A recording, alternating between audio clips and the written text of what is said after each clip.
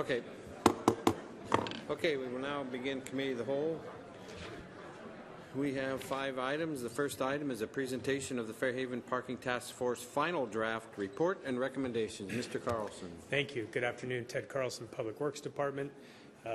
Public Works came to the Public Works Committee back in May with a presentation on the results of the Fairhaven Parking Task Force. As you know, Council directed staff to work with various members of the Fairhaven community to take a more in-depth look at parking, building on what was done with the Fairhaven Urban Village and Neighborhood Plan. That process took about 2 years. It was a very good process. Eric Johnston, along with Torrell Ramsey in Public Works, facilitated that. We had members of the Transportation Commission. We had members from the business community, property owners, neighborhood association, and Fairhaven. So I think all groups were well represented. The plan, I think, does a good job of laying out a phased approach on how we deal with parking. It also identifies some norms on how we're going to calculate parking occupancy rates, when we're going to do counts, how we're going to calculate just how busy parking is or how congested parking is in Fairhaven, and then lays out a series of strategies based on parking demand and occupancy in Fairhaven that will help us deal with parking and manage parking. We had a good discussion with the Public Works Committee. Public Works Committee directed staff to come back to the Council as a whole. Hopefully everyone has had an opportunity to look at the draft plan. One of the issues that came up in the presentation to committee had to do with how some of the early and future parking improvements would be funded in Fairhaven, and as it relates to the city's parking fund, which, as you know, generates its revenue in the downtown area. And Council has directed staff in the past, and also most recently in the downtown city center plan, that the revenues generated in downtown should stay downtown for parking improvements and managing parking. So we came back to the Committee of the Whole. In your packet is a draft resolution. It's draft. We're here to get input from the Council on what you would like to see, but we tried to represent what we heard from committee and affirm Council's direction that revenues generated from parking downtown should be targeted downtown, and that improvements in the Fairhaven district would be, how those would be funded would be through revenues collected at some future time, through parking, paid parking in Fairhaven, or through some other means rather than using the downtown parking revenue. So we're here to answer any questions. Eric can certainly expand on anything that's in the plan, but we're really looking for some feedback on the draft resolution so that it could be either approved or modified as Council would like. So with that. Okay, thank you, Ted. Council? Michael. I have no problem with the resolution, and I appreciate the, I think, rather rich report by the task force. But I do have some questions on the larger issue, not the resolution itself. I think the way the general conclusion is crafted kind of misdirects people. It basically says we've got enough parking except in a few areas. I would say we've got a parking problem in a small area, and otherwise it's okay. It's just a matter of emphasis. And I sent you an email earlier on the core area. Yes. So we have a criteria which says if any area has more than 85% of the spaces filled, then we can trigger the next stage. And so for the core area, I asked, have we already triggered the next stage? Because we're at 95% occupancy. So we're officially in stage 0 or stage 1 for the core area.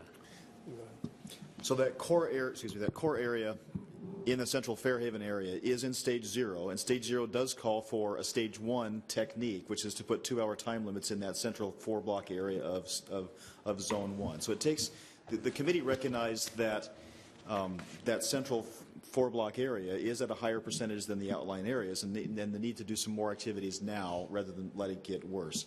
So they decided that it was best to move forward with a 2-hour time limited and enforced parking along those streets in that central core area. So they're still at stage 1, still at stage 0, but using some of the stage 1 management techniques to manage the supply that's there. Okay, I think that might have been what confused me. In the report, it also calls for, in areas 1 and 2, the core and the area around the core, to do annual parking counts sometime in May or June between 10 a.m. and 7 p.m. It's June. Are we going to do that assessment this year? Because otherwise, we've got a 3-year gap from the last time we had data. We're anticipating doing the first count in the month of June, yes. Awesome, that's wonderful. And then finally, I didn't see REIT funds ever discussed. So that's a real estate excise tax. If we put in at some future date a parking facility or paid for parking management hardware, is that REIT eligible? To be eligible for REIT, it needs to be listed on our capital plan. So if we had a capital program that said parking improvements and it associated what those were, whether capital was for hardware, some type of off-street facility, whatever it ultimately would be, then it would be eligible for REIT. Okay, so when stage 1 or 2 eventually does come, that might be one thing we could do. Thank you. Thank you, Michael. Anything else? Motion? Anybody have a motion? Roxanne? I move that we approve the Fairhaven Parking Task Force final draft report and recommendation. Second. Motion been made and seconded. Any discussion? Seeing none, all those in favor will say aye. Aye. All those opposed, motion carries 7-0. We will now go on to our next item, which is the discussion of the proposed Whatcom County Jail. Staff will discuss concept raised during previous council meetings related to the proposed jail facility. We've had work sessions on March 18th, March 23rd, April 20th, and May 18th. So I will now turn it over. You want to introduce it, Mayor Linville? If I could, Yes, you can. as soon as everyone has a seat.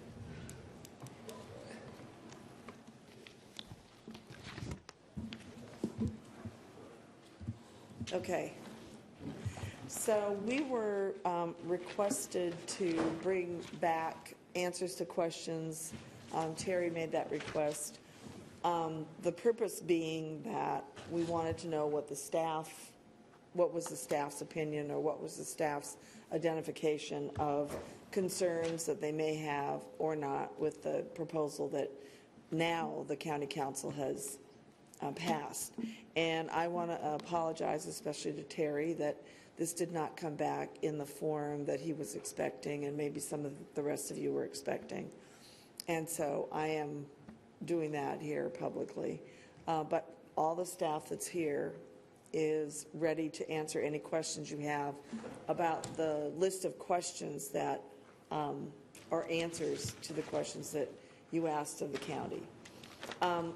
What the staff put together for you in your packet is their response basically to the proposal that was before the county council, and now it's before us. The areas that kind of grouped together some of the questions that they had either questions about or suggestions about how it might work better. And so that's what Peter's going to go through the specifics with you. I want to make sure you all had a copy of the most recent email from Jack having to do with the jail. This was dated Monday the 15th. Jail discussion.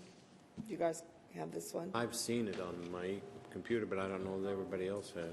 Well, it's basically Jack's request that you adopt what the other cities and the county have, with some rationale for why he thinks that that's the right thing to do. And so I don't know if this, He can make copies. Yeah, and we can make copies. Then we can have it I don't know if this for is tonight. relevant to this discussion right this stage right now, but it certainly is something you should all have. Okay. And just personally, and so this is me talking, not for anybody else, I think we need a new jail. In fact, I know we need a new jail. At this point in time, I probably wouldn't be, and am not, arguing for a different location or a different initial size.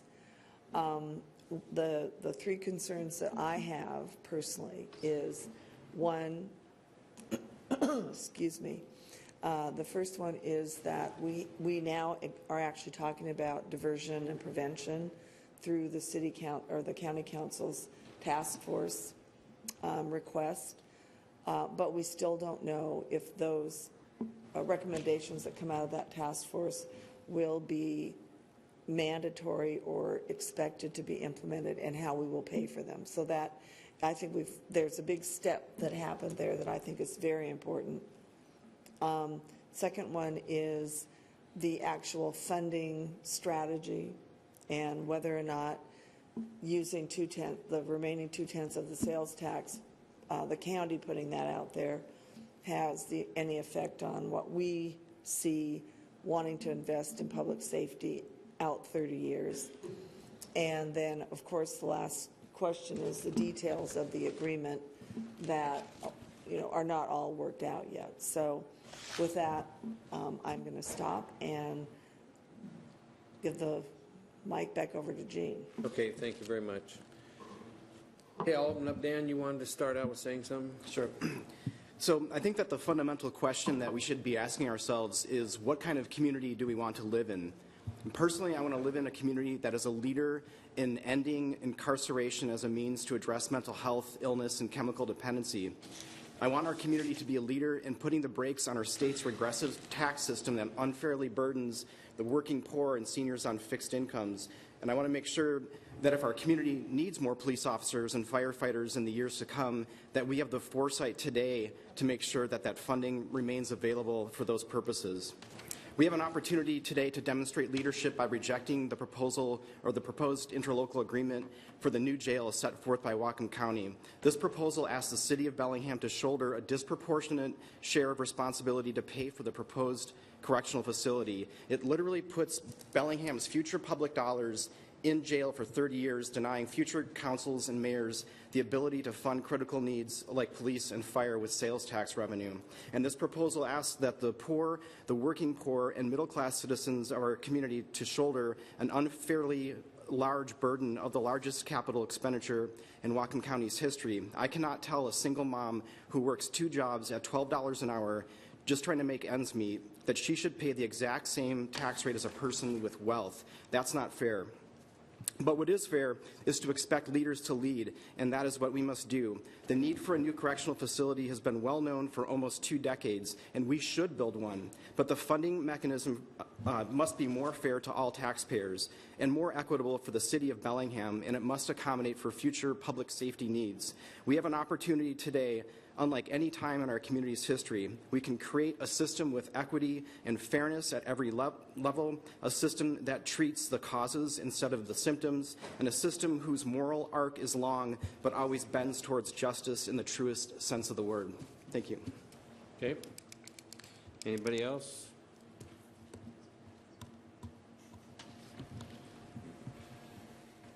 Well, we did say we would consider this after the county council took their vote. They did vote to accept the interlocal agreement. They have not voted to put it on the ballot yet. So I think today or tonight, this council needs to make a decision one way or another.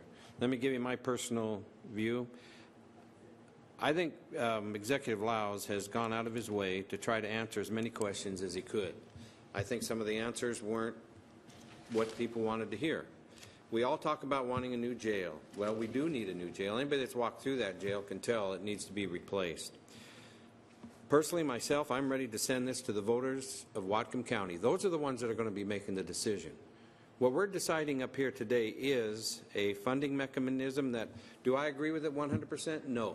But 99% of the things that come across this dais, I don't agree with it 100%. This is just another issue, but it's a big issue. And it is unfortunate now that here it is, the spotlight's on Bellingham. All other jurisdictions have voted for the interlocal agreement, and the whole thing hinges on all of us. So I want everybody, we're not going to be voting probably this afternoon. We'll be voting finally tonight. But I just want everybody to take a good hard look, because this is up to the voters of Whatcom County. I'm hearing calls from people saying, let us vote, let us make the decision. It is their decision. It's all of our decision. Bellingham is part of Whatcom County, so are all the other cities. But if we don't agree with the funding mechanism at this point in time, with numerous back and forth with Executive Lowes and him not agreeing to that, I don't know how we can make the Whatcom County Council, if we had a joint meeting, and I know that's been brought up too, about having a joint meeting with the County Council. I don't know how that would go if we convinced them and he didn't, and I don't know. I think we're getting a little late in the game. You remember the first time we got together with Mr. Laus, he told us how much this was going up every single year. If this doesn't get voted on this year, what's going to happen? So that's my personal feeling. I'm ready to let the voters decide. That's my feeling. Terry? Yeah. Part of my problem, Gene, is yes, we've had back and forth between us and Executive Laus and him rejecting. But therein lies the problem. It has not been discussing how we can get to some equitable settlement on it. It's been rejecting. Those questions when we put out that staff had written and they came back, come on. That was kind of, they were just totally rejected out of hand. And if you think those reasons were good, I sure as hell didn't.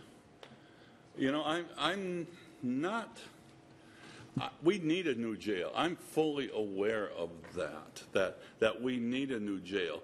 But the funding mechanism with this, yes, this is the last, we're down to the wire, so to speak. But we didn't bring it down to the wire.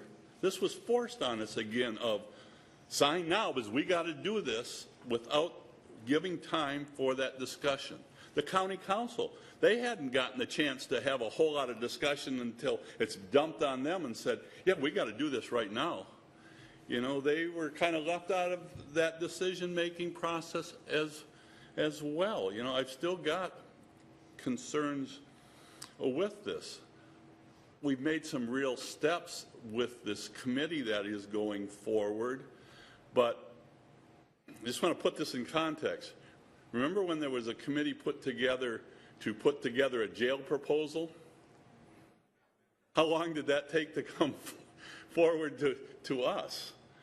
There's no guarantee that putting together a committee means there's going to be any kind of funding to enact those changes that need to be made to reduce the count in the jail. We know there are methods. Now, I saw part of Executive Laus's committee where Superior Court agrees, County Council agrees. Well, that's not quite the take that I have had in my conversations with Superior Court judges and County Council people, that they're, hand in hand with this. Because they tell me about methods that would work to reduce the amount of people in jail, just working with some of the existing programs, just by adding staff to the drug court program, to case manager to help with those people getting through this kind of program to meet the requirements to successfully make it. Adding staff to call, reminding people that, hey, you got court tomorrow, so the warrant isn't issued and it's mandatory that you go straight to jail because now you've been picked up on the warrant. And I know these are little things, but the bigger issue is looking at the totality of options available prior to putting people in jail. And that question hasn't been answered for me. I know the committee that put together the recommendations recommended that. Most everything else was there, but not that one. That one was thrown out.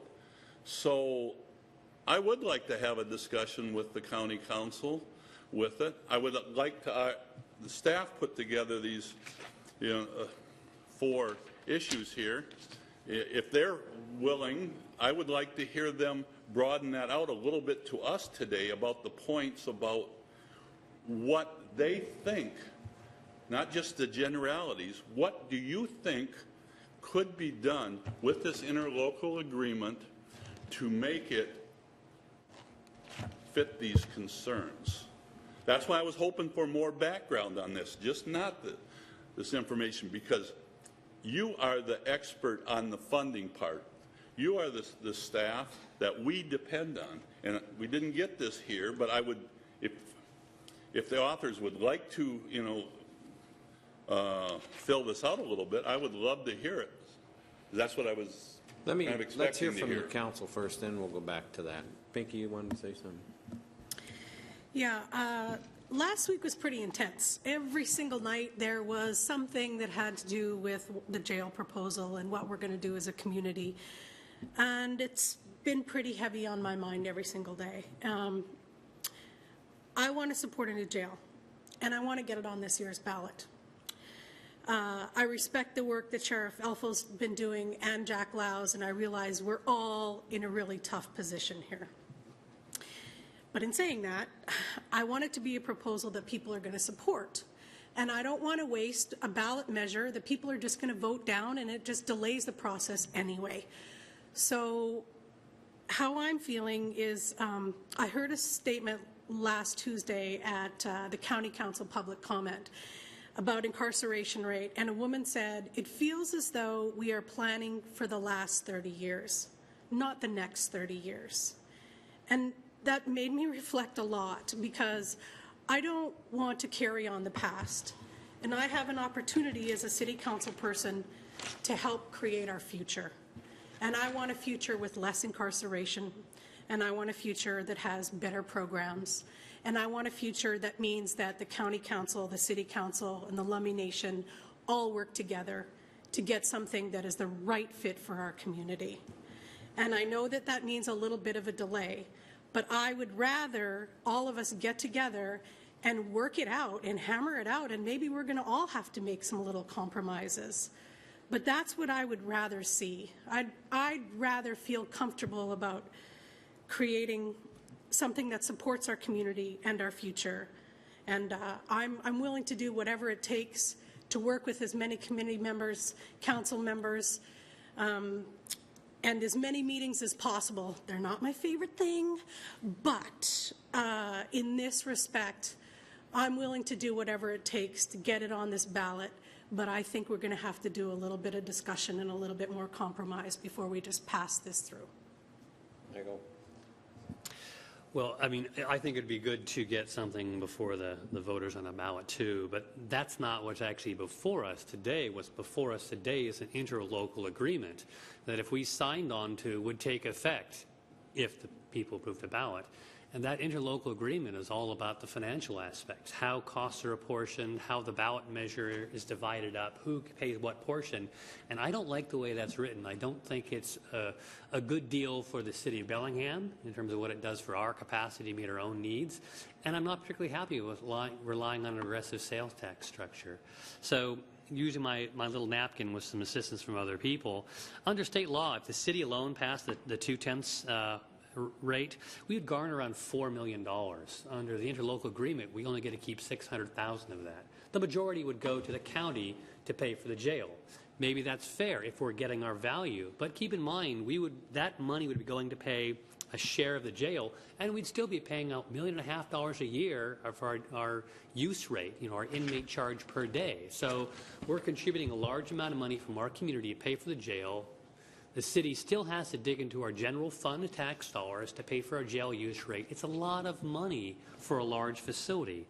And as I said before, our police chief is worried, and I probably have to talk to our fire department, but we have significant fire department expenses coming up. If this 2/10 is passed at the county level, we will have a legal cap on us, the city. We will never be able to use the sales tax possibility for our own public safety needs. It prevents us from going out to our voters to perhaps maybe pay our share of the jail operation costs. We have to dig into a different pocket because that first pocket was sewn shut. I don't know if that's the best deal. I don't think it is. I think a better plan might be to rely less on regressive sales taxes. You mentioned it. Sales taxes are regressive. We are the most regressive state in the union because we rely so heavily on sales taxes. Economists tell us over and over again wealth-based taxes are the least distorting on the economy and have a certain equity element to them. The county has unused property tax capacity, a bank capacity that they don't have to get voter approval for. They can enact on their own legislative authority. It's not enough to pay for the jail, but it's a big chunk. So we'd still have to come up with a funding package. I don't know the best way to do that. One way might be a capital surcharge. So you pass on the capital cost to each of the users, including the city. And we'd be paying a large chunk. But then how you pay into the new jail is based on how much you use the new jail. The current form of interlocal agreement is kind of wacky, based on per capita, not on use. It's more complicated. It mixes capital and operating expenses together. It's hard to tell whether it apportions the cost fairly. And keep in mind, the businesses in Bellingham are already paying the 1/10 sales tax. The property owners in Bellingham are already paying, the businesses are paying the sales tax, properties are paying a property tax. We're already contributing to the county's general fund budget. People of Bellingham are paying our fair share already. I just don't think that I've been able to understand the financial agreement well enough, and what I do understand, I'm not liking. So that's our decision. It has to do with the interlocal agreement. So I'm not willing to support the interlocal agreement, even as much as I know we need a new jail. In addition, I really do believe that we need to take a stronger tack on reducing the need to incarcerate people, to reduce the jail population, as you say. We shouldn't be using the jails the way we treat people with mental health problems. We shouldn't have to, this terrible choice, if someone is in a mental health crisis, we take them to the ER room, expensive and inappropriate, or we take them to jail, expensive and inappropriate. I think there are ways to reduce the jail population. And finally, I want to say I went to an excellent presentation held by the League of Women Voters, and they talked about a very similar community, the community of Spokane, and they were facing the need to build a large new jail too. They had significant overcrowding problems. We have some overcrowding, and also our jail is falling apart, but it was the same decision. How big a jail, how much do we spend on a jail? And they did a much deeper dive into who and how and what is using the jail. I sent some emails and tried to get some questions. How many people in the jail? How much is the average bail? Do they stay in jail because they can't afford to pay their bail? Who are the ones who are staying in the bail? The ones who can make bail, how different are the ones who don't make bail? And the answer is, we don't know. The county council has asked similar questions, and the answer is they don't know. I was told by a county council member they got their first rough look at the kind of day-to-day jail use, who's in jail for what reasons, only last week. So I don't think the county council has been provided with that deep drill. And the expert we heard from at League of Women Voters, I said, hey, is there some shortcut, some way we can do a quick look at our jail use to see if we actually have people in the jail who need to be there and what proportion maybe don't need to be there? They could be diverted, they could be treated, they could be prevented from the first place. Is there an easy way to do this? And he said, no, you really got to dig down deep, drill in that data. Go look at what Spokane did. They really looked at the data hard. And then they had another decision, and that could maybe mean for Bellingham a smaller, or well, Whatcom County a smaller jail. Maybe not. Maybe 500 beds is the right number. We just don't know. And then finally, I'd like to say that there's some question for the cost estimates for the jail. This is one of the most expensive jails on a per bed estimate. Why is that? I don't know. I haven't heard a really good answer. So all these things have to do with the finances, and I just don't feel comfortable approving the interlocal, which really is all about cost apportionment. Jack, then Roxanne. Then I want to get a sense of the council. We have 4 other items, so as far as we go with this, we can bring it back tonight because we don't have any public hearings. Go ahead, Jack. Thanks, Gene. The comments I've heard from colleagues, I am fully in support of. I do have a problem with the process of how this has been brought forward to the City Council. For me personally, it's kind of a deja vu of what happened for us, how the port treated us with negotiations on the waterfront. We really didn't get, I think, the type of information and I think the willingness to be a true partner in this. And I'm not saying that the county hasn't been willing to go and do that yet, but at this point, I think some of the responses that were received and some of the information that we received, I'm concerned. I really am concerned about it. And I think the process, we have made some really bad decisions, I think, in the past, and we've already seen it with the waterfront, personally. I can also bring, things that have been kind of thrusted upon the City Council has been the sewer treatment plant. It has been Chuckanut Ridge as far as a decision to buy and what actual purchase price it was and how much time we really had before we actually had to go and buy it. R.G. Haley was another one that we ended up having to rush kind of a decision The decision that we just recently did on this property over by Sunset Pond was another one that I think was somewhat rushed. We had to go and approve it that particular day. No negotiations, no questions. We just had to approve it. So I'm concerned about the process.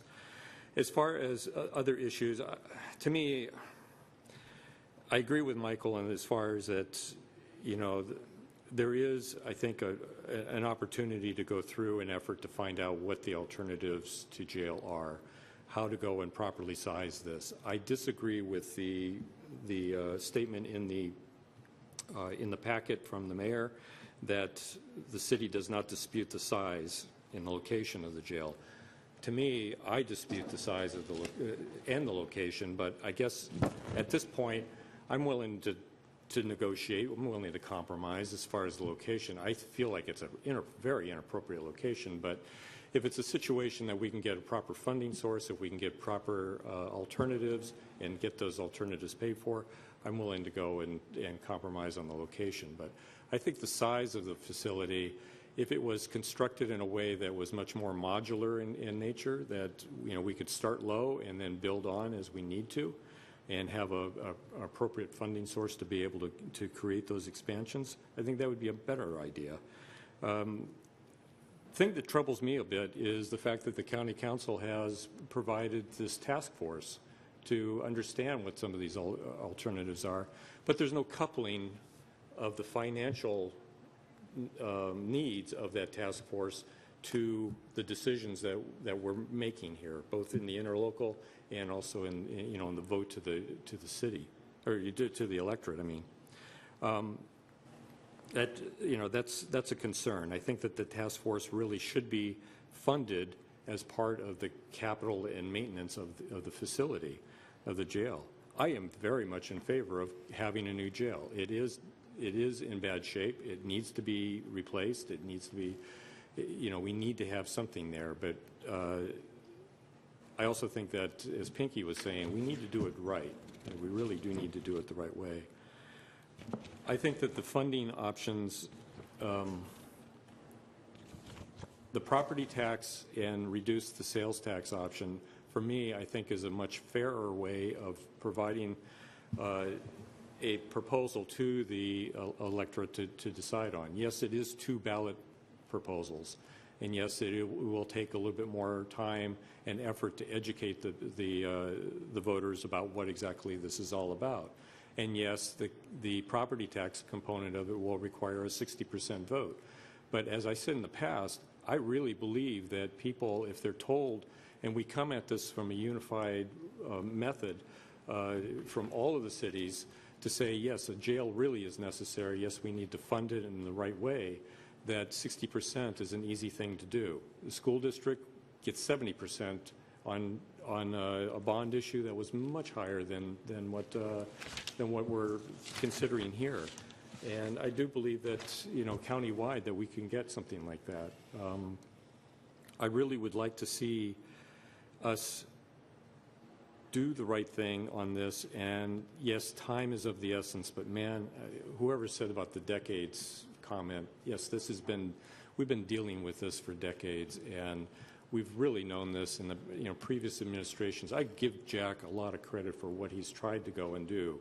It is a very, very hard thing to get a proposal like this together.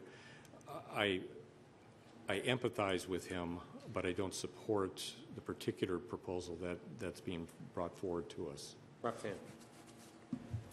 Boy, oh boy, has this been a roller coaster. I mean, I'm the one who supports public safety, but I'm also the one who represents Native America and the majorly disproportionate numbers of people of color that go to prison, and that hurts me, and I think about that all the time and all the things we can do to help reverse those statistics and all the work that we can do to support it. In thinking about the proposal, listening to all the feedback, the interplay between the county executive, us, the county council's vote, and everything, I just don't have enough assurances. I don't have assurances about the diversion or prevention. I don't feel the details have been sorted out the way that they should have been.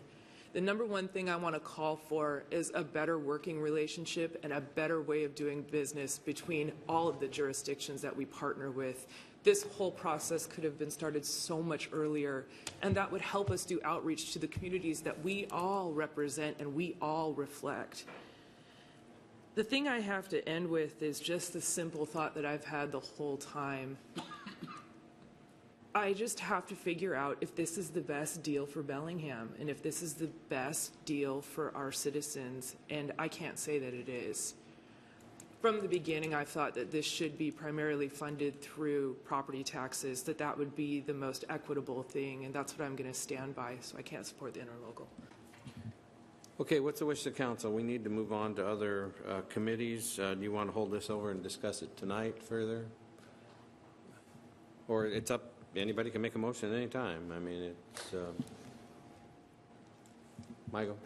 We don't actually have to make a motion to reject, but I think tonight we should consider what kind of a unified message back to our partners across the way as to what would be more acceptable to us and how we would like the process to continue from this point forward. I don't think I have time to That's fine. We figure can do that out that now. this evening. I just want to ask Mr. Weimer if he'd come up here just for 1 second. I want to ask him one question. No, you showed up, Carl. Now, it's been battered back and forth about having a joint meeting between the City Council and the Whatcom County Council. How do you feel about that? You're the chair. I have my feelings about it. You go ahead. Carl Weimer, the current chair of the Whatcom County Council, and I'm just speaking from myself. I was the one member of the county council that voted against that idea, so you're kind of hearing a minority opinion here. Well, I agree with you because and I my would feel concern the was same putting way. 14 of us in a room trying to figure out something complicated might not be the most efficient way to get there. I agree. It might be a good way to get to the bottom of some of the questions I've heard of just to make sure we're all on the same page, but I don't think we're going to come up with a new interlocal agreement, the 14 of us. We might have to have heavy police presence at that meeting, too. So, thank you, Carl. Thank I you. feel the same way. Terry, you wanted to say something? Yeah, are we going to get a chance to hear from staff about these things? Well, That's what I'm... the only reason I'm bringing this up, we have about 4 or 5 more items, and it's already 10 after 3. You want to do that? Go ahead. Do it now. Go ahead. We can do it tonight. We don't have any public Well, hearings. that's fine if we do it tonight. I just want to, I want to make sure Yes. No, we're something gonna- happens. Yes. You know, I guess 2 things. First of all, I'd like to give the staff more than 4 or 5 minutes to, Well, see, Yeah, why don't I we do know. it tonight, then? We if don't that's have- okay with the council. we don't have 'cause a they public can- hearing. They're prepared to do that. And then I appreciate what Carl just said about 14 elected officials from a policy body. I know Gene's shaking his head. That might talk about common goals or common something that would direct the people that would necessarily be negotiating an interlocal agreement. So the direction would be helpful. Okay. We'll do that tonight, since we don't have a public hearing. We don't really have anything else on the agenda to hang us up. So we'll reconvene on that issue tonight as soon as we're done with our public comment. Thank you very much. This is an example. Even though we had a half hour today of Public Works, Public Safety, it is better we have those meetings in the morning so we don't get in this position in the afternoon. So I've been okay with I it. let that one I knew slip this away. was gonna take Yeah. time. Well, we knew this was going to take a long time. Okay, Mr. Sepler.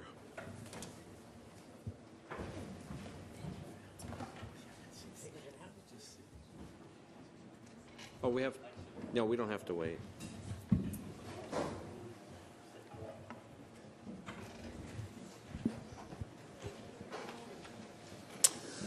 Good afternoon, members of the council.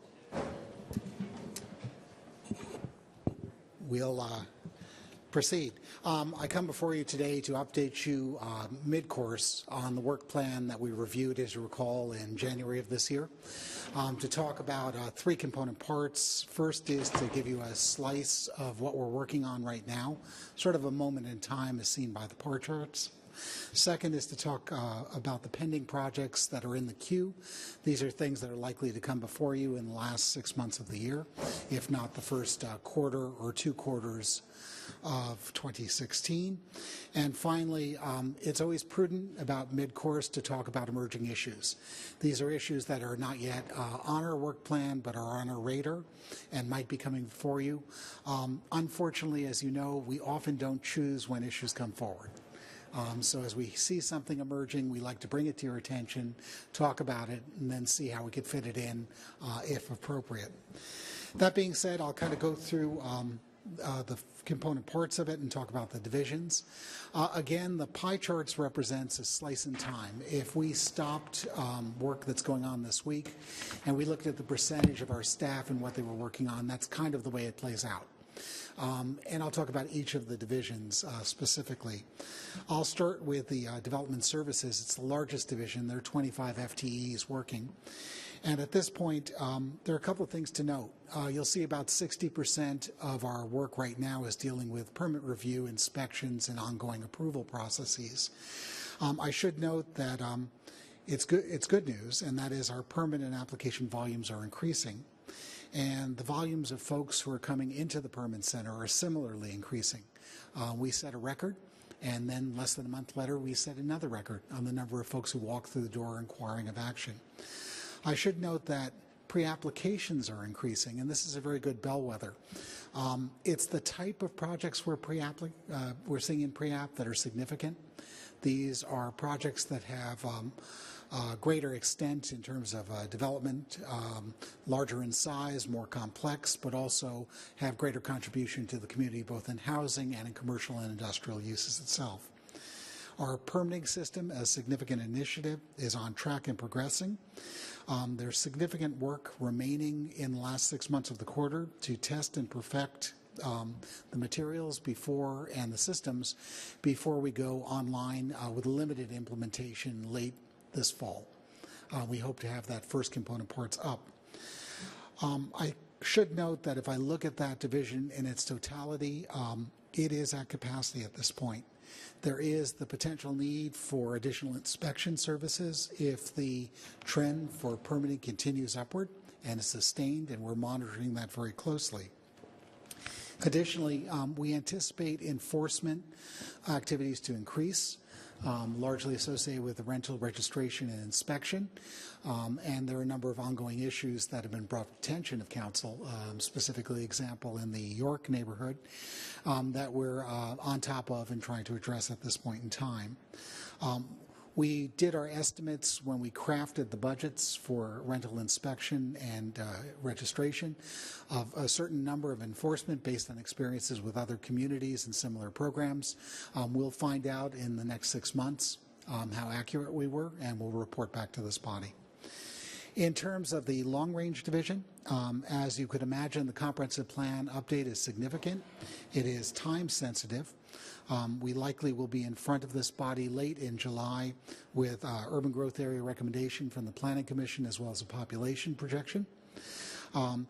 We are going to start almost immediately while that recommendation and findings comes before you to start working on our plan review. And the reason is, as of today's date, we have about 1 year to June of 16 to complete the update and have it submitted and reviewed and approved by Olympia Department of Commerce.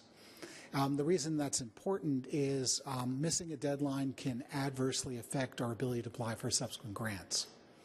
We need to remain in compliance to access the Public Works Trust Fund as well as park dollars, and that's very essential for our programs as we move forward into the future. In terms of community and economic development, ongoing work is very diverse, and that division has been extraordinarily effective. I'd liken it to juggling about 10 balls and not dropping any. Unlike their colleagues in development services, where we have statutory requirements for permit applications, we have processes we go through, or in the comp plan, where we have specific timelines and guidance for updating a comp plan from the state. Community and economic development responds to issues that we may not have even foreseen. New issues arise. We need to address it adroitly, specifically when they pertain to both housing. Earlier actions by this body address those kind of issues, as well as economic development. Opportunities present themselves. We need to be nimble to get to them. As far as in the queue, I mentioned rental registration and inspection enforcement. It is in bold, and the reason is it is a significant undertaking. We are on track for initiating our registration online and in person July 1st. We'll be sending our second mailer out in the next week or so. So we're moving forward with that. I'll brief you at the end of July how successful we were based on our estimate of the number of units that should be registering and how many actually did. You'll be briefed very shortly on marijuana. The governor has signed legislation that does give us the guidance we've been looking for. We're happy to have a path to proceed on rather than being somewhat adrift. Note the downtown plan implementation. The downtown plan is adopted, award-winning too. There are design guidelines and a number of other steps. We're starting to get our arms around how to implement that more fully and to integrate it with other processes. Incentives, as the council is familiar with, is already under review and will be coming back to you fleshed out to address the specific approaches that you vetted earlier. Both our critical area ordinance and our subdivision ordinances are moving forward. I will say we have been we've had to slow a bit on that because we need to allocate those resources to land use permitting. The increased number of land use permits coming in mean that we had to balance the demand for responses required statutorily and the need to advance those ordinances.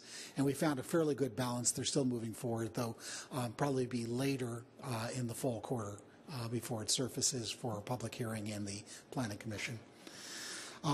City Center, ongoing Old Town, Downtown, and Waterfront implementation. It's a continuing effort. It takes a great deal of work up front to achieve success, and Community Economic Development is devoting those times.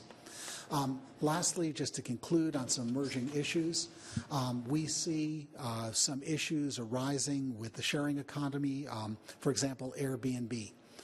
The widespread use of Airbnb is introducing some neighbor-to-neighbor issues. They might spill over in front of the city in terms of regulation, in terms of vacation rentals and how to approach that. We do need to work with our colleagues in Public Works to update the stormwater ordinance in 2016. It's likely in this coming quarter, the last quarter of the year, we'll be coming forward with an approach for that and a schedule. We have looking with focus on emergency shelters. The notions and alternatives associated with providing shelter for homeless is changing nationwide. The nature of shelters are changing, whether they're transitory or permanent, or whether they're not even shelters themselves. We're evaluating that. We see that coming before this body as a natural extension of administrative policies, the comprehensive policies dealing with homelessness. Sandwich board and off-premise signage. I'm afraid that the market is not self-regulating on that, and it is rising to the attention of staff and might likely rise to the attention of this body in the next 6 months to a year, just due to the proliferation of those signage. Impact fee deferral coming forward again in 2016, already on the tentative long-range work program. The issue of after the comprehensive plan is prepared and adopted, neighborhood plans and updates and how they would dovetail in needs to be discussed more fully, and the resources necessary to facilitate that by schedule. And finally, we do have some challenges with the energy code efficiency. Our current codes in Washington are extraordinarily efficient, and we're mandated by 2030 to show continuing improvements every time we readopt our codes in terms of energy efficiency. That said, it's becoming increasingly difficult for us to find those savings because our codes are quite good for new construction. So we're struggling. There might be some effect in residential. Again, an emerging issue. We are educating ourselves as a department on some alternatives, and we're trying to balance the energy efficiency with cost, which is always very difficult. I'd be happy to answer any questions on this update, and we did append for you the original work program that you reviewed earlier this year. Thank you very much, Rick. Michael. Rick, thanks a lot. Excellent summary of an awful lot. I have some smaller questions. Actually, a comment first. I wouldn't call sandwich boards an emerging issue. It's been a chronic, bubbling, low-level problem for a while because the rules don't fit the reality. I didn't have a column for festering. Yeah, I didn't say fester. I said bubbling. On subdivision ordinances, I looked at the longer text. It didn't help me understand exactly what's going on there. Up there, you have it subdivision in relation to the chat recommendations, which was the countywide housing affordability task force. How does revising the subdivision ordinance relate to affordability goals? The subdivision ordinance, there's a number of process issues that would not preclude public involvement, but we could do better in terms of how we facilitate review.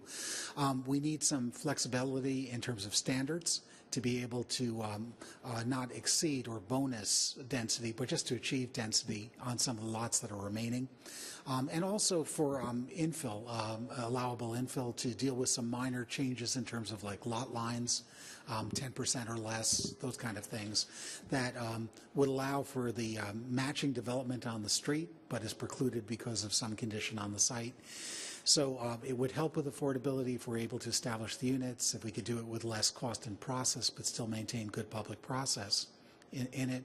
That saves cost too. Those are the two big threads, I think. Fine-tuning, not wholesale changes. Okay.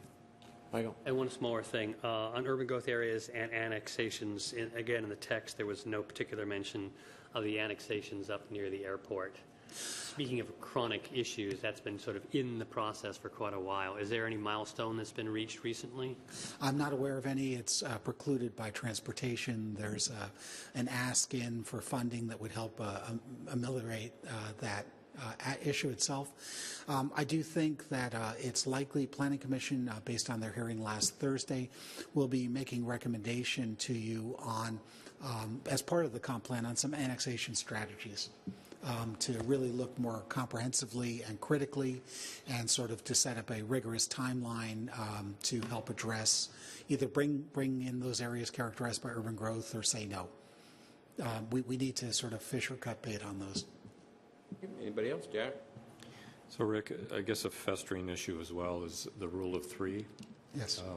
And I don't know if that's, we had talked about that, I think, when you were on for just maybe a month or two. But you had thought that you would be bringing it up at some point, I think, towards the end of this year. Is that still a possibility? I think it's a natural outgrowth of some of the enforcement activities we have right now, as well as the ADU discussion, as well as the residential ordinance, registration ordinance. Will that be an agenda item? I think it might come forward on its own as dealing with some enforcement issues. And at this point, I know we've had internal discussions on how best to address it. But I do think before the year is out, we will be discussing it. As an enforcement or as a avenue of maybe the ordinance isn't necessarily effective and needs to change? I think it's going to be brought to a head by an enforcement issue. And then I think it's a policy decision to address how to handle it from that point forward. Okay. And then I had brought up, I didn't actually ask for anything, but I brought up a meeting or two ago about single-family design standards, or at least in single-family zones. Is that something that you think that is a value, given what you've seen of how Bellingham seems to be operating right now? I think there are two issues here. First, there's an issue of how to get enforcement and compliance with our zoning, and that's an enforcement issue which we separate out. The second is how do we preserve the character in some of our historic and other neighborhoods. In looking at that, typically you start with bulk and scale, and you evaluate that. And then in certain instances, if that's not effective, one moves into design guidelines to address it. We've began the discussion and review internally of some of the bulk and scale issues, and we'll be coming back to you with sort of an assessment of some opportunities and how best to proceed. What I think has been voiced, and again, we're doing outreach to find out more of the concerns, is dissimilar uses, bulk and scale that's significantly larger than other uses in the area. And the question is, it's not as much regulating size as much as regulating where you put your size. Massing, width, and things like that. That could be best done through zoning, through bulk and scale, because that's a fairly straightforward measure. Design review, if needed, does have a whole ancillary group of interventions required, design review guidelines, design review administration and board, those kind of things. So we'll go through the hierarchy and identify, sort of like the parking study you just reviewed, when is that warranted? and when do you proceed to it. So we'll be coming back to you on it. Okay, and finally, I'm just wondering whether or not I'm going to be able to participate in this. Is the ADU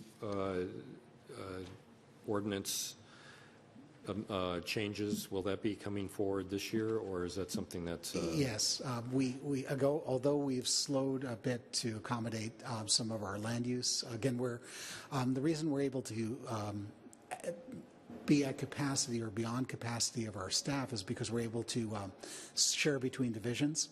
And we try to allocate to the most immediate demand but still preserve the long-term interest. ADUs have slowed but not stopped, and it is likely in the last quarter of this year we will have that meeting and have that discussion.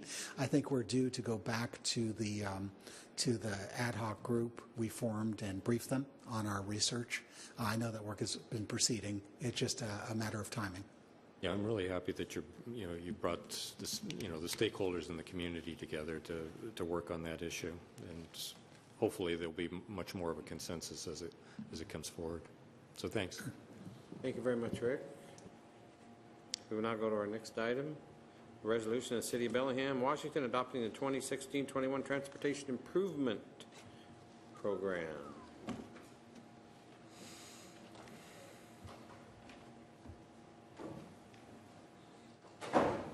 Baldwin, you're not all by yourself, are you? Oh. Where's Chris? Is Chris on vacation? No, Chris has actually had shoulder surgery this last week, so he's in a post-op thing right now. So tell him to rest up. Will do. Mr. Carlson. Thank you. So this is the follow-up work session to the June 1st public hearing on the 6-year TIP. We did receive a few questions from council, and we'd be happy to go through those, as well as answering any other questions that may have come up.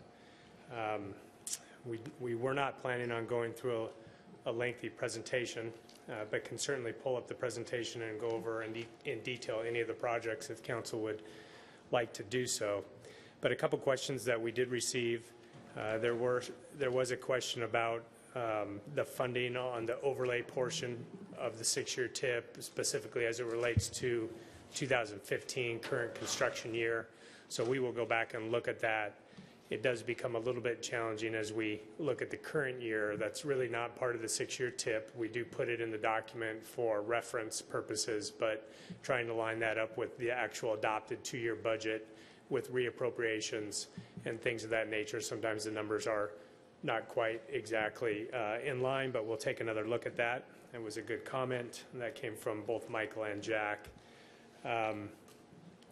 Jack also submitted a question on Orchard Street as it related to the Beta Baker portion of the Orchard Street project and how the funding of 1.5 million greenways was identified, and whether or not it's shown in 2016 and whether or not that should have been shown in current year or past budget if it was in fact related to the recent property purchase.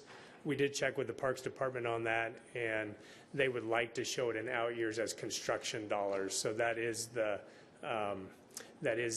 number from the Parks Department, and perhaps what should happen is in previous budget put another 1.5 million for the recent purchase. So we will make that change as well, but the 6-year TIP is reflected accurately per the Parks Department.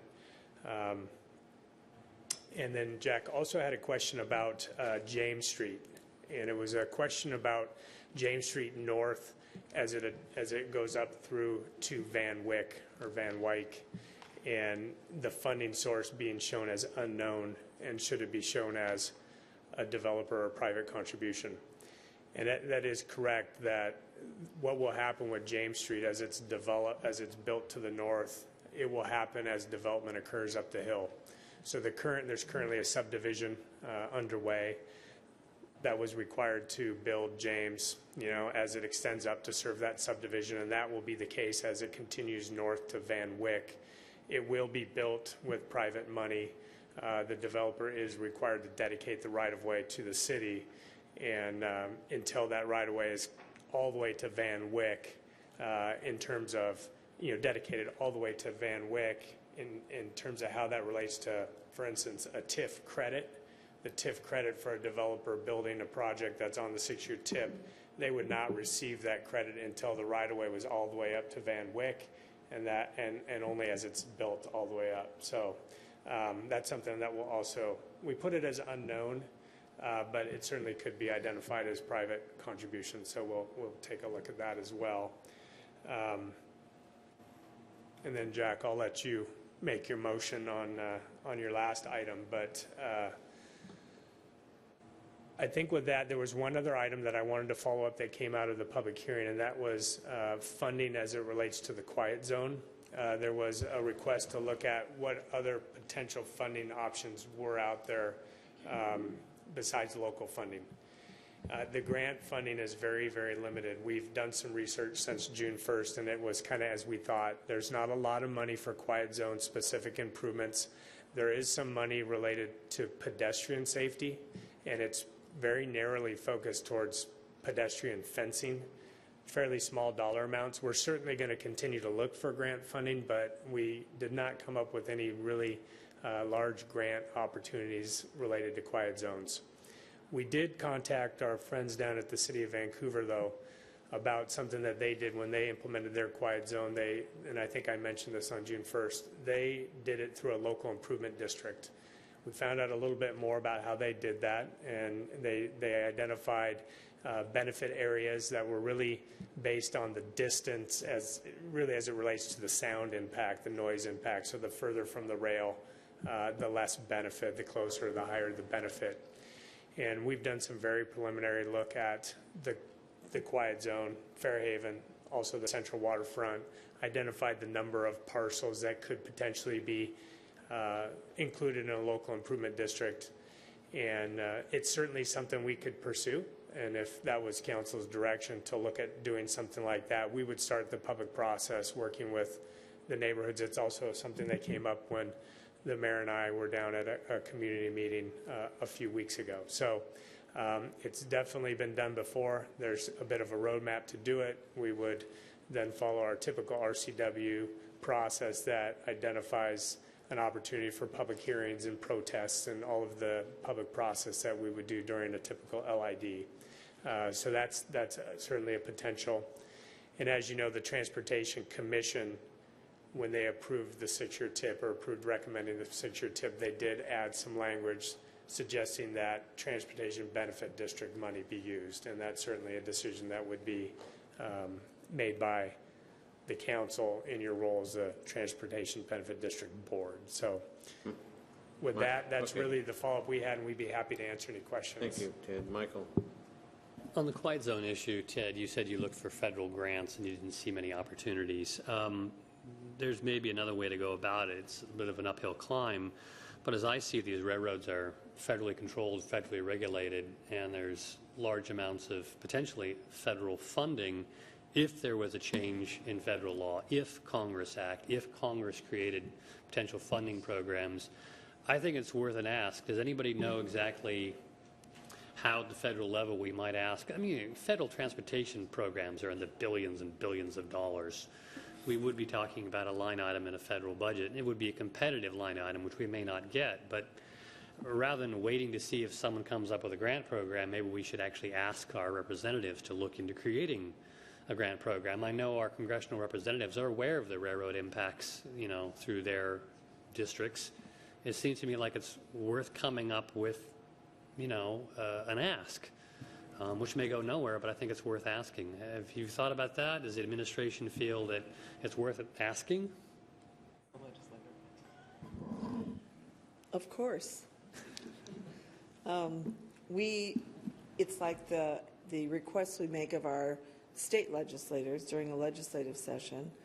All we need to do is formulate a request. We send it to our congressional representatives.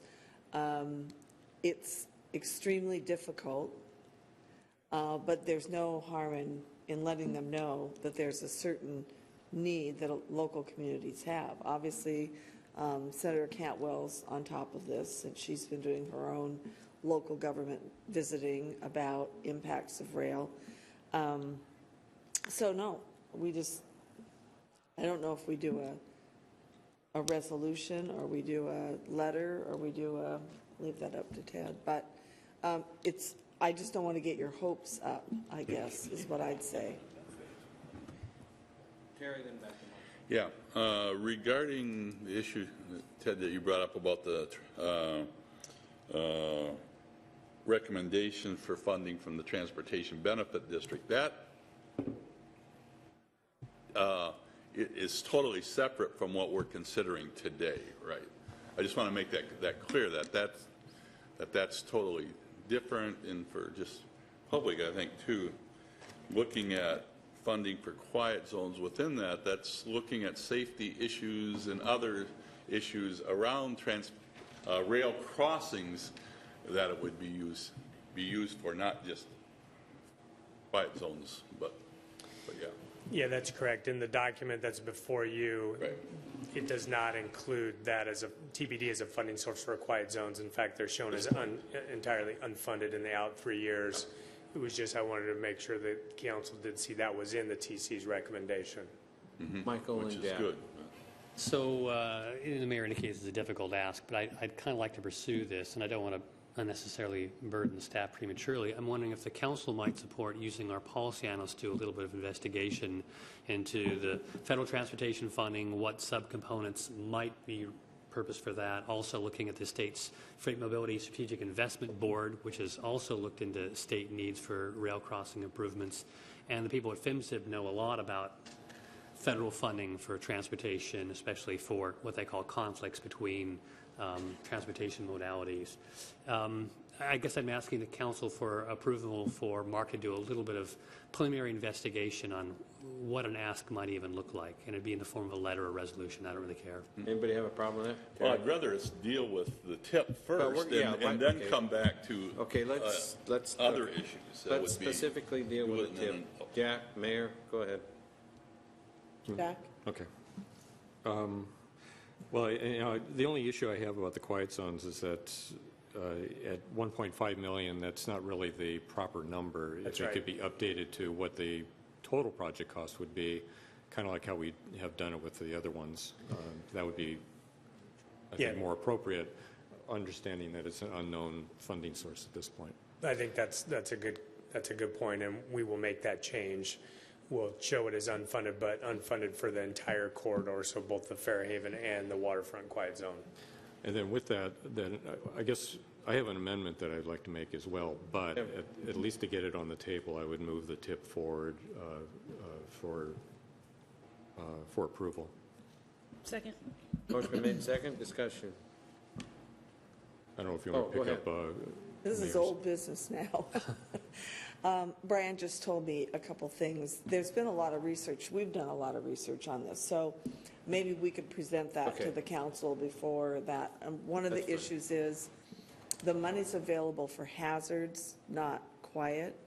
And according to Brian's information, none of our crossings meet the hazardous criteria. So that wouldn't maybe not necessarily be an option anyway, but we're happy if you want to have the conversation about it to bring forward all the information we have, and then you can decide if you need more research done. Okay, go ahead, Jack. So I wanted to make a motion to amend the tip to delete project number 20, the commercial green loop, for the $2.2 million in unknown funding. The reason why I believe that this should not be on the tip is that the purpose of the tip is to go and provide what our transportation project list for the next 6 years should be. And there is absolutely no way that I can ever imagine that the Commercial Street Green Loop will be built within the next 6 years, given, first of all, how long it's taken for us to get to where we are with the waterfront as it is, how long it's taken just to have granary built, which has been, I don't know, that's been on for well more than 6 years, even since we got the grant for it. We had the money, but we just simply couldn't build it. I feel like, the legitimacy of the tip should be that we really work on projects that actually can be completed within the 6-year time frame. When I go and look at the interlocal agreement for facilities, I look at the development agreement with the port, and I look at what exactly is being proposed under the Harcourt agreement, where, when you look at the Harcourt agreement, they're talking about building granary and, renovating the granary building. They're talking about one additional building, and that will be till 2021.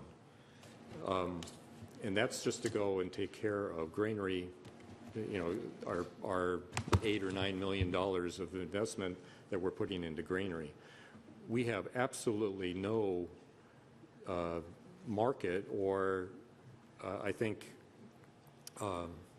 pent-up demand for additional building that would necessitate the building of the Commercial Street Loop.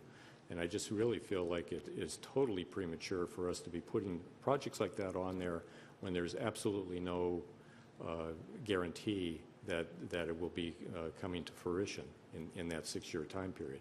We can, as staff has always told us, we can go and adopt any project at any time during the course of the year if we feel like it needs to be put on. But right now, I feel like that one doesn't need to be put on.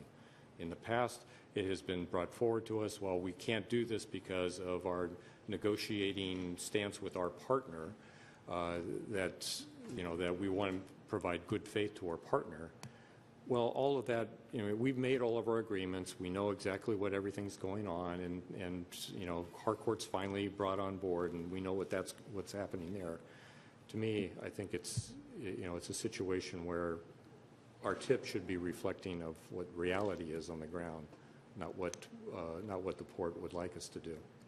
So my motion is to remove Project 20. Is there a second? Second.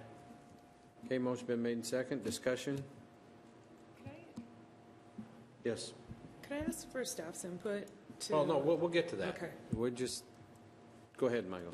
I guess my comment on the Commercial Street Green is in part that Harcourt appears to be interested in reconfiguring some aspects of the downtown plan, in particular how a substantial green space might orient through the middle portion of the waterfront. And the commercial green kind of defines an orientation for the green space next to it, and if Harcourt's interested in maybe a slightly different orientation, again, it seems a little bit premature.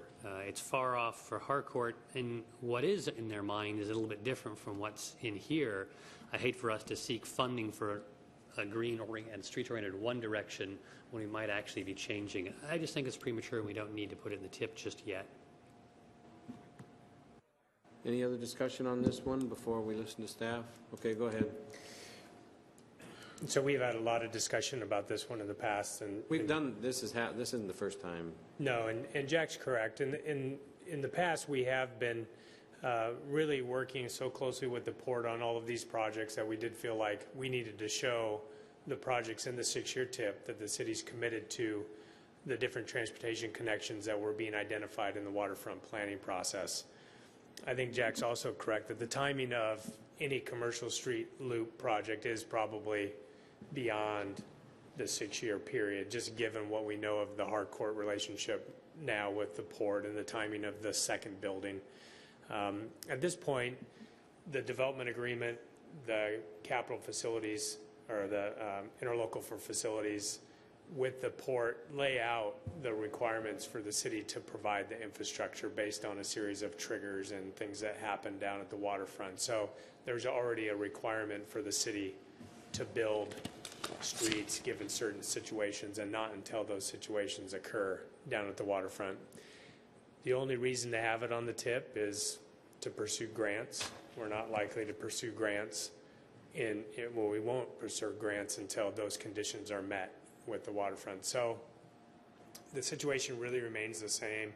We keep it on the 6-year tip because that was the agreement between the city and the port, that we show the first phase of infrastructure.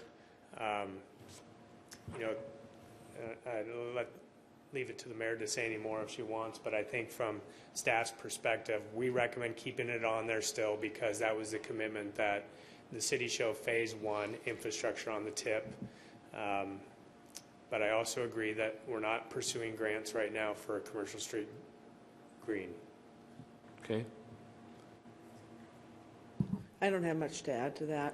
I think the main thing was, and the reason that I support leaving it on the list is because We do have an agreement now, and so it could go faster, it could go slower, but having it on the tip does allow us, if we decide it's going to go faster, to go ahead and apply for it. Jack's right, you can put it on at any time. It's not like it's a enormous burden. I don't know what message it would send if it gets taken off, like maybe we've changed our mind. I don't know about that. But I think I support the staff's recommendation on this. Okay. Speaking to the amendment, any more comment on the amendment? Okay, all those in favor of Jack's motion will say aye. Aye. All those opposed? Nay. No. Nay. Motion is defeated 3-4. Now I we'll will go back. continue having my nightmares. All right. We'll go back to the main motion. Pinky. I just wanted to discuss something on project number 22, and that's a North Shore Drive non-motorized improvements. And it's on the bottom of the list, and it's unfunded, and it's not till 2021, and I know we have a lot of priorities, and I recognize this is a lot of work, but this one kind of bothers me a little bit because in our HIP program, we're asking our community to do a lot of improvements along our watershed. And this is a street that goes all the way along past all of these houses that goes into our watershed. And in some ways, it's where the hill comes. It's one of the last barriers when the water hits the sidewalk and then onto the street and down into the lake. And I feel as though putting in impervious surfaces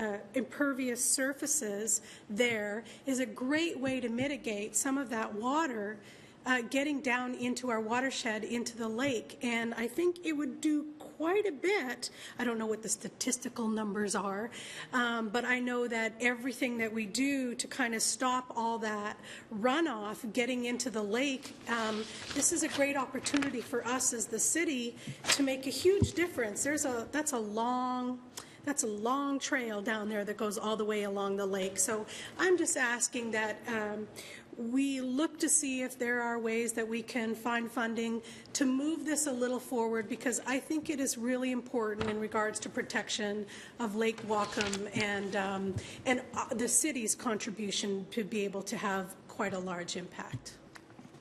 Okay.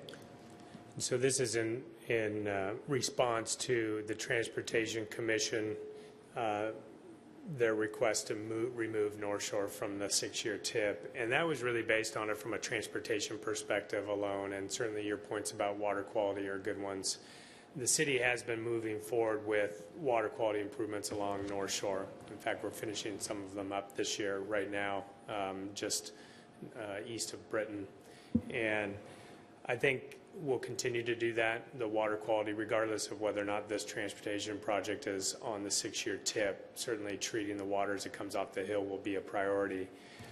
Again, this was really based on looking at, now that we have a completed bicycle master plan and a completed pedestrian master plan, where does North Shore fall in those list of priorities? And given that it's at it's a long-term project, out in the out years, and based on the fact that we don't believe it will be competitive for grants simply because there's not a lot of density out there. It doesn't score well when you compare it to projects that are more in the core that have both destinations, more density, and other safety-related issues, even though there are safety issues presumably out there as well. That was the recommendation to remove it, but I do agree that water quality is of the highest priority, and believe that we can pursue that even without the transportation component of it. So that's where staff and the Transportation Commission were on it.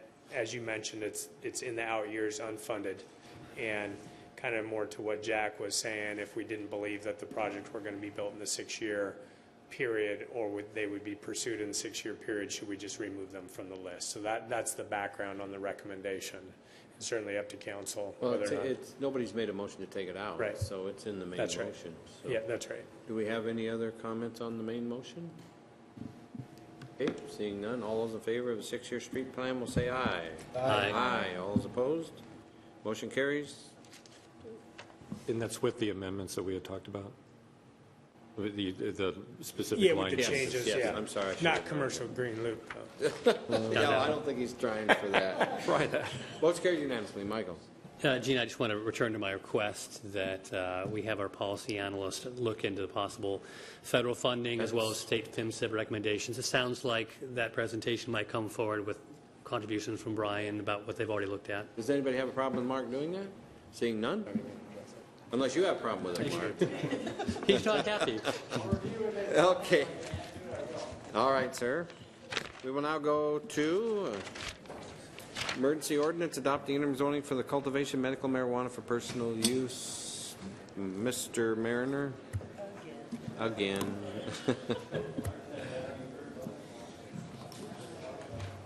Go ahead, Alan. Okay. Alan Mariner, Deputy City Attorney. Joining me today is Kurt Nabafeld, Senior Planner. Staff and council have been dealing with interim zoning ordinances for medical and recreational marijuana for 2 years now.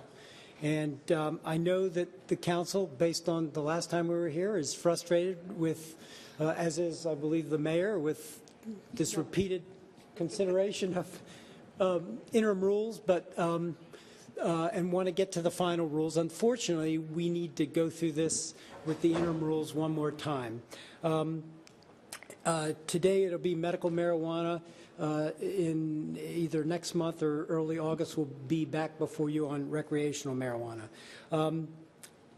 The interim zoning ordinance for medical marijuana expires at the end of this month, so council needs to take action this evening or those interim rules will expire. This spring, the legislature passed the Cannabis Patient Protection Act, which significantly changes the rules for medical marijuana in the state. And a memo, we included a memo from MRSC that summarized some of the major changes as a result of that legislation. The Act uses the regulations for recreational marijuana and brings the medical marijuana under those regulations. Under the Act, the entire medical marijuana system will be under the supervision and control of the Liquor and Cannabis Board, if they changed their name from the Liquor Control Board. And state licenses will be required for the retail sale of medical marijuana and the growing and processing of medical marijuana for retail sale. So everything will be under the same system, which currently it's not. The other thing that the Act did, one of the other things, is it repealed the provisions dealing with collective gardens effective July 1st of next year, and replaced those collective gardens with what they call cooperatives, and they'll be Liquor and Cannabis Board certified cooperatives, and they will be allow for up to 4 patients or designated providers to participate in those. And the city anticipates that there'll be implementing rules issued by the board prior to this July 1st, 2016 deadline. So the emergency ordinance that you'll be considering today does 3 things. First, it readopts interim zoning rules to allow patients and designated providers to continue the growing medical marijuana for their personal use. And I want to emphasize this ordinance does not change what we currently have in place as far as interim rules for personal use of medical marijuana.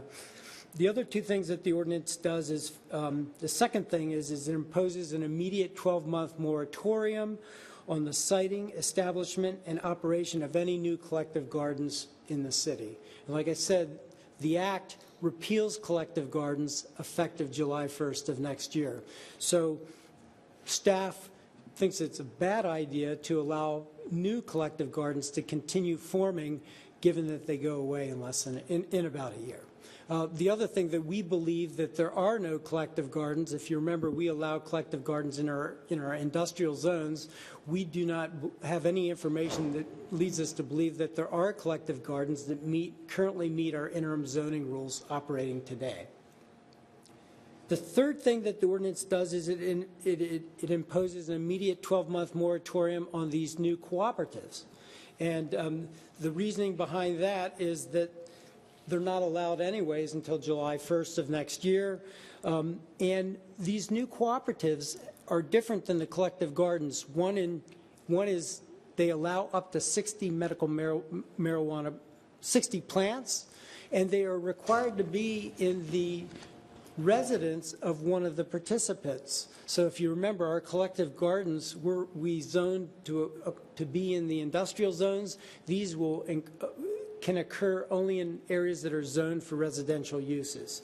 And staff believes that we need time to analyze the impact of allowing these cooperatives in our residential areas, and also to analyze the yet unpublished rules that the Liquor Cannabis Board is going to issue for how this is going to play out. So staff's recommending that you approve the emergency ordinance in your packet at page 240. We're seeking a favorable motion this afternoon and an affirmative vote this evening. Remember, it's an emergency ordinance, so it's got to be approved by at least 5 council members. And if you approve it, it will take effect immediately. It will replace the current interim zoning ordinance, which expires at the end of this month. We have to have, under state law, a public hearing on this emergency ordinance within 60 days of its passage. And this is what we anticipate, that it will be in effect for 12 months, and at no more than 12 months, and before it expires, we will come back to you with the final rules for medical marijuana. And with that, I'll turn it back to council, and Kurt and I are available to answer any questions. Roxanne. I move that we pass the emergency ordinance adopting interim zoning for the cultivation of medical marijuana for personal use and imposing a moratorium on the establishment of medical marijuana collective gardens and cooperatives. Second. Motion been made and seconded. Any further discussion? Michael? Yeah, we've got to do this for another year. But I do have a question. Another part of the rules are that these new cooperatives cannot be within a mile of a recognized marijuana business. This is sort of the opposite of the current rules, which is the current businesses have to be a distance from, like, public parks and schools. This is kind of forcing them the opposite direction, and it's a 1-mile radius. Do we even know how much the city could even have a cooperative, even if it were just outright permitted right now based on that rule? Because it's sort of the mirror opposite of what we decided already. It kind of, zoning-wise, it seems backwards.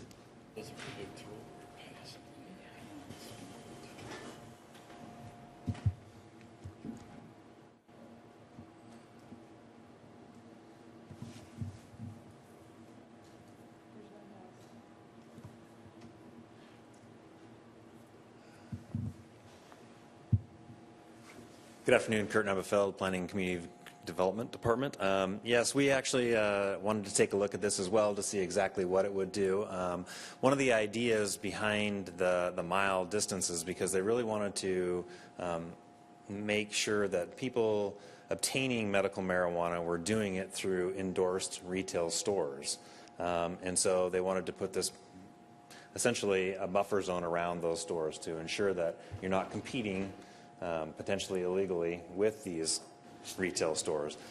So having that 1-mile radius essentially puts it out, if you take into consideration what the law also talks about as having the cooperatives in residential zones, we look and see this is essentially what's left. There's a lot of residential zones that could potentially be developed with cooperatives. One of the things that we believe the rules will also address is sitting requirements, such as with the recreational, you've got the 1,000-foot radius from schools and recreation centers and things like that. We believe that may be part of the rules as well for cooperatives, that not only is it a mile from the stores, but it's also potentially 1,000 feet from these other similar type restricted sites. So it looks like you can get your medical marijuana at the hospital? Interestingly enough, the Act does talk about specific medical marijuana. I can't remember the exact term that they use, but these medical services areas where you can go to a location and both go through the physical requirements, getting your doctor's authorization, and then also being able to obtain your marijuana at that site as well. Okay, thanks, Kurt. Motion been made and seconded. Any further discussion? All those in favor say aye. Aye. All those opposed, motion carries unanimous. I'll bring that up tonight and we'll vote again. Thank you. Thanks, Alan. Approval of minutes. We have one set of afternoon committee minutes, June 1st. Move approval. Motion been made and seconded. Any discussion? All those in favor of the June 5th committee minutes, say aye. Aye. All those opposed, motion carries 7-0. Old or new business? None? Yes, go ahead. Really, really quickly. Commonly, I see on social media and other complaints where people are not understanding something so simple that they can do to improve neighborhood safety, and that is calling 911. I mean, I see so many complaints like, my neighbor was being loud, what can I do? Call 911. There's a car that was parked in front of my house for too long, what can I do? Call 911. So I really hope our community will start to use this as the asset, not just for their own property, but for the improvement of public safety throughout our community. Okay, anything else? Okay, seeing none, we have one item in executive session. It is potential litigation, approximately 15 minutes. I'll come back here at 4:15 and adjourn the meeting.